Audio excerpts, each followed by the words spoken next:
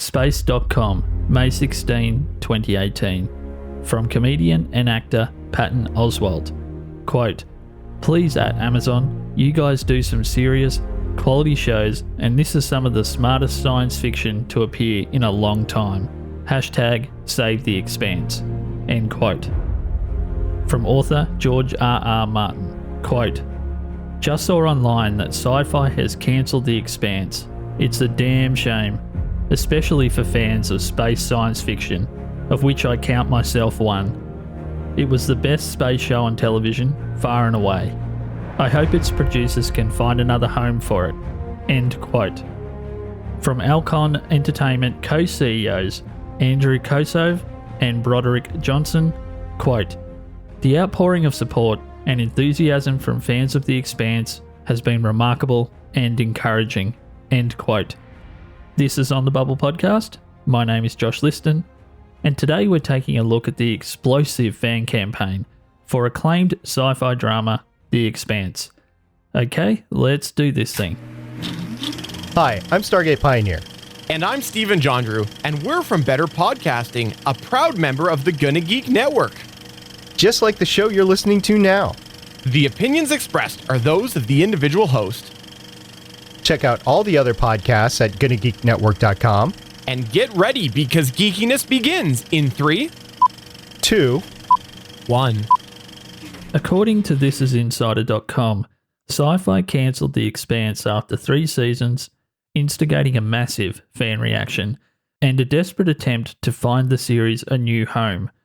As a way of introduction to the sheer scope of everything that fans of The Expanse were doing, as at the 10th of May 2018 when the show was cancelled, I thought I'd give you guys just a quick rundown of just some of the things that the core campaigners were doing to try and get interest from another network, be it a Netflix or the Amazon platform or whoever it may have been that fans thought could take on a show that was operating at the scale of The Expanse.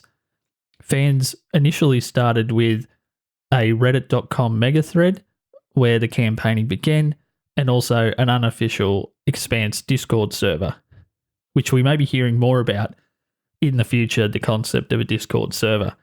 Fans also launched what turned out to be the perfect hashtag Save the Expanse, and also a very, very popular Change.org petition. One particular Reddit user DQ87, posted a call to action video clip, which I've linked up in the show notes where you're listening to this episode today, which accumulated a massive number of upvotes on Reddit. It's over 50,000 upvotes. That's just mind-boggling. And the video has also gone on to have more than 170,000 views on YouTube. It was shared by the cast and the crew, which really drove that adoption and the sharing aspect of the video clip. And that sharing from cast and crew really birthed the moment that the Save the Expanse campaign became officially, quote-unquote, viral, which is pretty awesome. Fans also retweeted comments from popular celebrities, Patton Oswalt, the comedian, as well as mega best-selling author George R.R. Martin. Those tweets just took off like a firestorm that people at that level, the creative peak in their particular industries, were openly saying in public that The Expanse was the best sci-fi property in a long time, which is really exciting, I guess, for a fan, that it's not just you with your community that are spreading the word, but there's people with millions of followers and I guess have the ear of a big portion of that Hollywood and North American TV machine. That's pretty awesome. Another Reddit user created a successful GoFundMe campaign, which this is so good. It actually enabled multiple airplanes over the course of a day to fly over the Amazon TV studios in Los Angeles, and I've actually attached a photo in the show notes of the particular plane with the Save the Expanse banner if you wanted to see what it actually looked like. And finally, although there was a massive number of other initiatives underway, one thing I wanted to highlight was a video from Bora A. Kutlu, and apologies if I pronounced that particular name incorrectly. Kutlu produced a stunning 3D video which mimicked how a particular network in the future could actually digitally represent what was important about The Expanse, why it's so great, why fans are so devoted to it in the form of a really clever and modern advertising campaign for the show itself. And we'll hear later from some of the cast and crew, they're laughing about it as though, in a way to say, well, that's better than anything any network could have done. That's how good that was. So we turn now to a report from Deadline.com.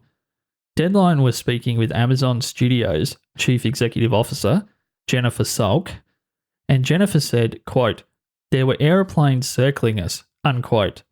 Quote, "I was having cakes delivered," unquote. Quote, "Jeff Bezos was getting emails from everyone, from George R.R. Martin to every captain of industry," unquote. So yes, as we just heard there, the world's richest man and founder of Amazon, Jeff Bezos, was getting emails from creative and tech industry heavyweights of all kinds, including the creator of Game of Thrones, one of the most culturally impactful pop culture entities ever, about the importance and the quality of The Expanse. And what's even cooler, according to ArsTechnica.com, Bezos himself was already a fan of the series and was seeking a deal to save it. That's so cool, yeah?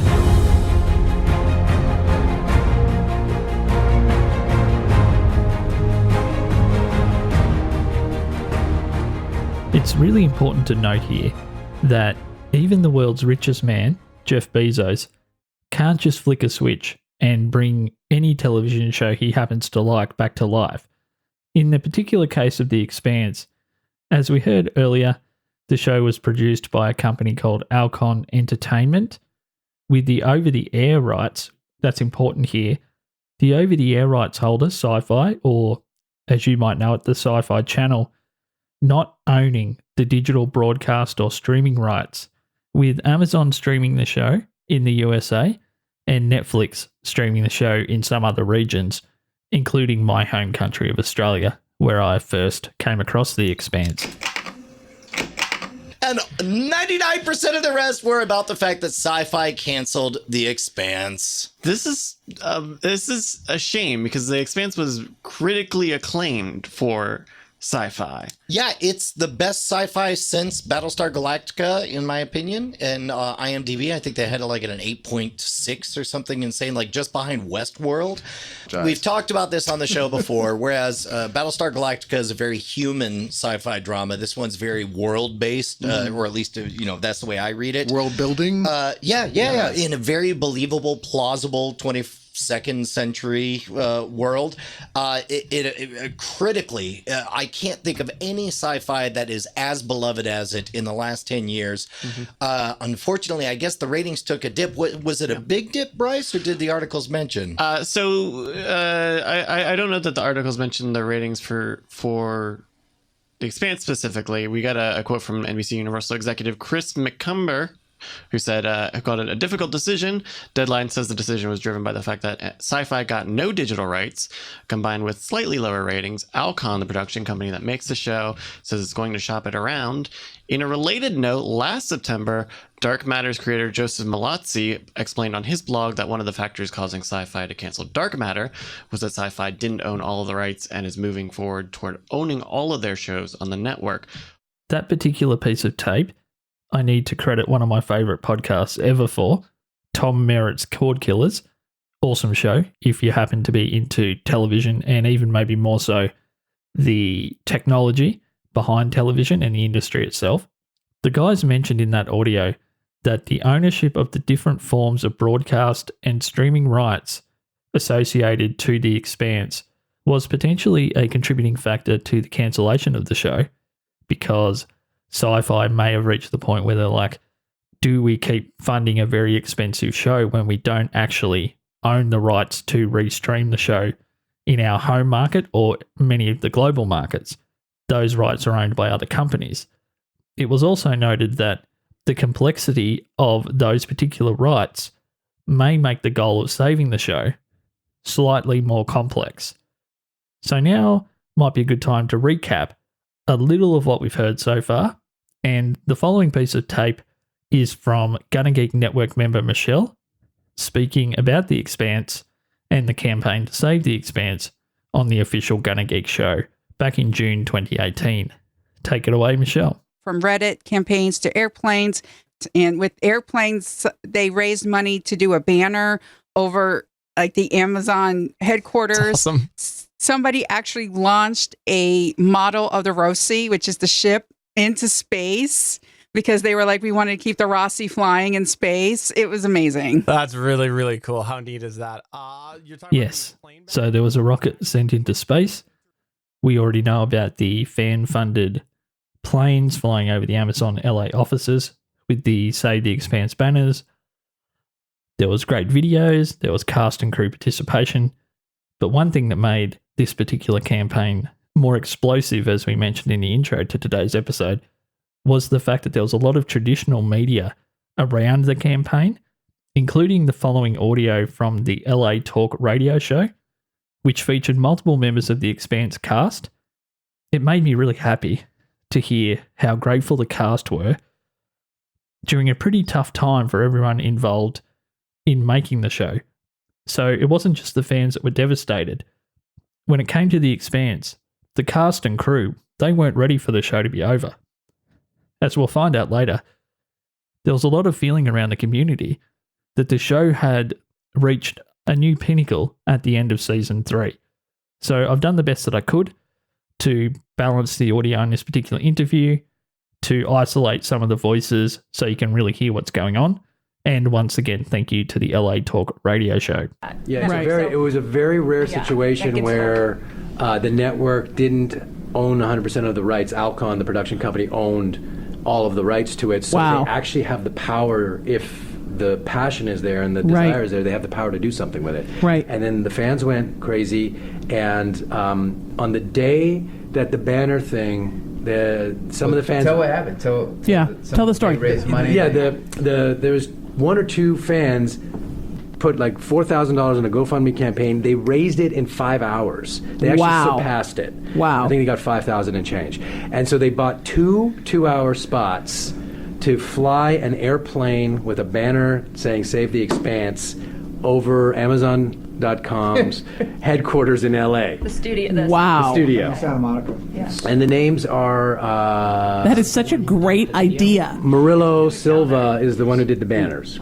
Ed is doing the editing. Oh, okay. It's like entrepreneurship at its best. These are a few of our people that have been really putting a lot out there. Bora Cthulhu did this amazing video that showed the Expanse promotion all over the world, kind of Save the Expanse, Save the Expanse. He put this CGI kind of special effects what thing. What a really good marketing campaign would work. It would be like a $50 million marketing campaign, and it looked amazing, and he put that on the internet.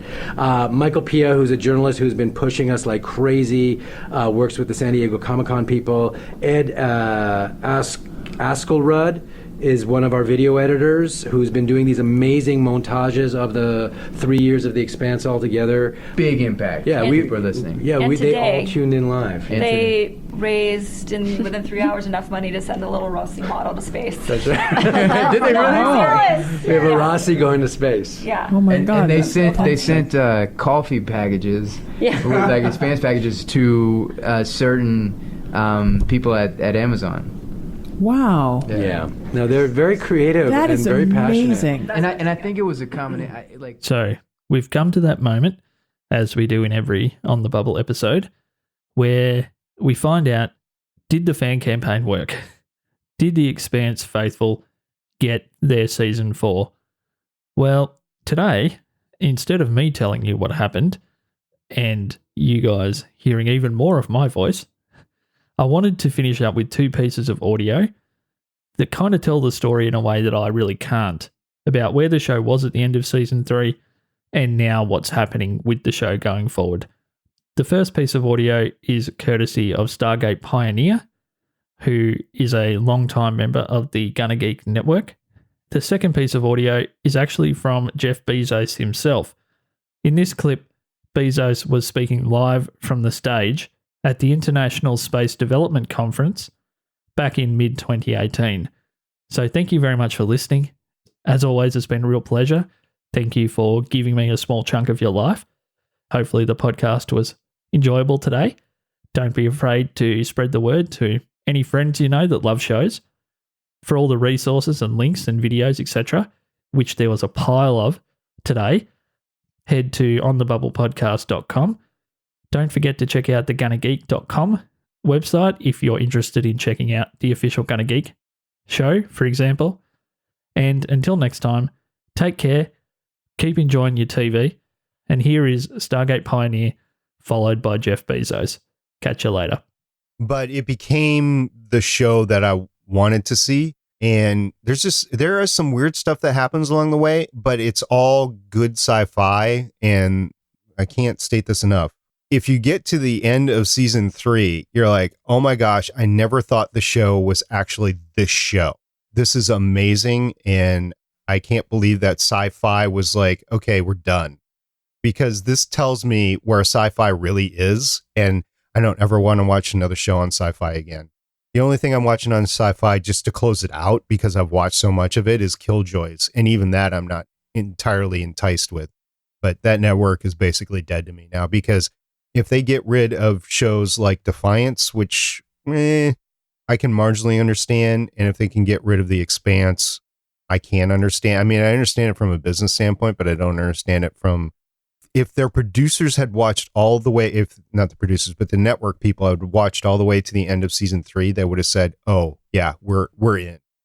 This is the show that we've been wanting since Battlestar. And they're just not. I was telling them that we were working hard at Amazon to save The Expanse, but it wasn't a done deal yet. And during dinner, 10 minutes ago, I just got word that The Expanse is saved.